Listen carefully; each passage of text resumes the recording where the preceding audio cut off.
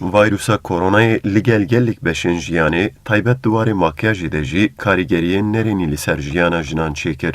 Pisporên ciwaniya amaje dikin ji ber ku piranî li jêr maskê dimîne, divê jin êdî lêv û rûyê xwe zêde makyaj nekin, ji ber ku makyajên giran ji ber hilma mirovan piştî demekê belavî nava maskê dibe û ev makyaj li gel hewaya germ li ser rûyê wan dibe sedema xwehdanê. Her wiha ev yek jî rê li ber çêbûna pirzik, egzama û nexweşiyên din yên çerm vedike.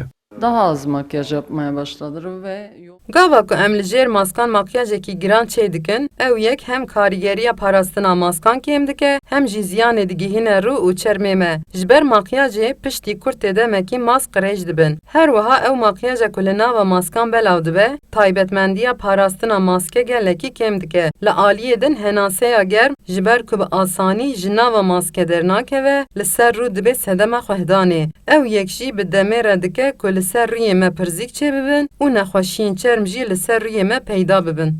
yani doğallıktan yana oldu. Piştîvan hişyariyan piraniya jinan jî çareseriyekê din peyda kirin û şûna hemû rûyê xwe tenê çav û ew deverên ku dervey maskê dimînin makyaj dikin.